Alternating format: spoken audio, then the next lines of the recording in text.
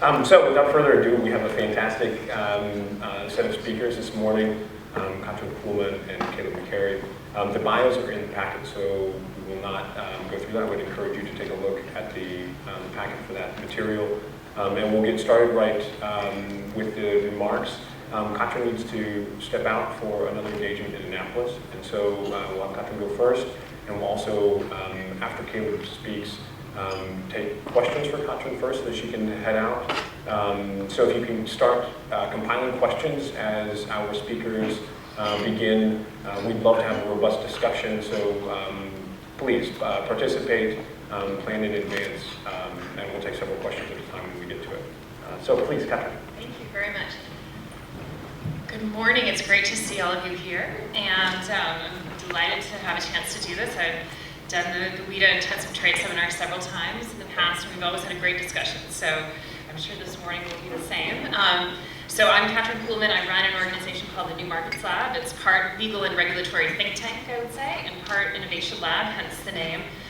We work all around the world, but primarily in sub-Saharan Africa. We're also doing some work in Asia, India in particular, looking at new models for how to advance legal and regulatory reform from a development perspective. And I teach courses on trade and development as well. So what I thought I would do this morning is kind of give you the landscape of trade and development.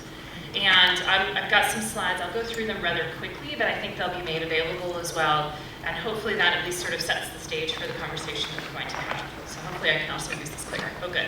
Okay, so here is just a summary of some of the things that I'm going to touch on.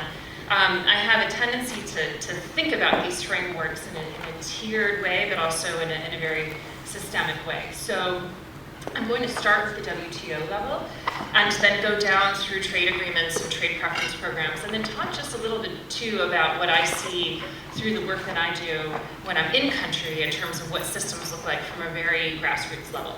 Because I think that's an important part of trade and development too, and it's one that we don't always talk about in Washington, but I think it really needs to inform everything else that we think about when we think about trade and development. So again, this I'll mention in all of the other slides. Again, just a bit of a summary, and then here's the WTO perspective. So trade and development is not a new topic. It's something that's been really, I would say, kind of solidly on the table since about the middle of the last century. There's been a lot of debate over what trade and development means and what it should include. And that debate still continues on. I was at the Nairobi Ministerial in December last year, and it's very much still alive. How do developing countries participate in the global trading system? How should the system be structured? How should it be implemented to really make sure that development comes across as an objective? So here are a few of the ways that development has been integrated into the trade system at the international level. One is through what's called Part 4 of the GATT. This was really one of the first places that trade and development kind of became institutionalized in the WTO. But if you read the summary there, most of it is sort of best endeavor language. It's really, we'll try to do this, we'll try to make sure that when we think about trade and development, we think about the products that matter the most to developing countries. Developed countries will try to exercise restraint in imposing duties or other measures against trade with developing countries.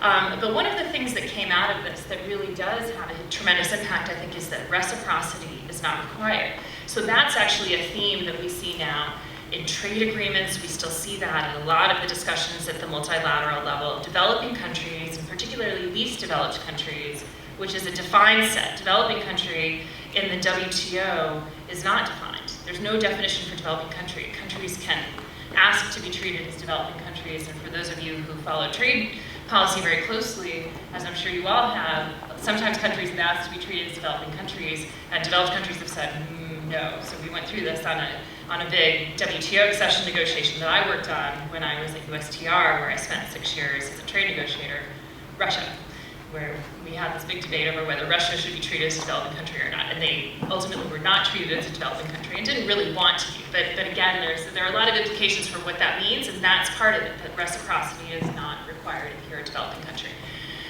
In 1979, so one of the things that kind of rose to the surface early on in the discussions on trade and development was this idea that developed countries should put in place programs to treat exports from developing countries with preference. trade preference programs. So this has become one of the ways in which trade and development has really played out, both at a global level and also through particular bilateral relationships. And I'll talk about this in a minute, and I'm sure Caleb will pick up on this, but the United States, of course, has a number of trade preference programs, ranging from the generalized system of preferences program, which covers the most countries, but doesn't cover trade as deeply, to region-specific trade preference programs like the African Growth and Opportunity Act, which was just renewed. So the legal authority for that, which matters, is under the Enabling Clause, but the Enabling Clause only covers the programs that are generalized. So the Enabling Clause says basically that if you're treating countries in a similar way, that you can have permanent authority to deviate from the principles of the WTO, which, you know, most favored nation treatment, and this goes against most favored nation treatment because you're singling out a group of countries. So this also gives the authority for regional trade agreements between developing countries, and it again has this idea of non-reciprocity. So the trade preference programs I'll speak about more in just a minute. Those have really been kind of a staple of trade and development since the mid-60s. And this idea of flexibility is also one that's come up a lot. The trade and development really tends to fall under a broad category called special and differential treatment. And flexibility and implementation is one of the other sort of pillars of special and differential treatment, that when developing countries either become a member of the WTO or new agreements are added, that they have some flexibility in how long it's going to take to implement those commitments. And so this is everything from all of the market access agreements, GATS, TRIPS, the agreement on agriculture. TRIPS now keeps getting extended more and more. There's also a committee on trade and development, of course. There's a relatively new thing called the LDC services waiver, which says that developed countries should give preference to services from least developed countries. And then there's the trade facilitation agreement, which is one of the new agreements that I think really has particular implications for development. So this is just a little bit of what is covered under the trade facilitation agreement. And I'm sorry for not being able to go into great depth on any of these things, but I thought maybe an overview would be a good thing. It covers a number of different areas. And trade agreements, bilateral trade agreements, and regional trade agreements, of course, cover trade facilitation to a great degree as well.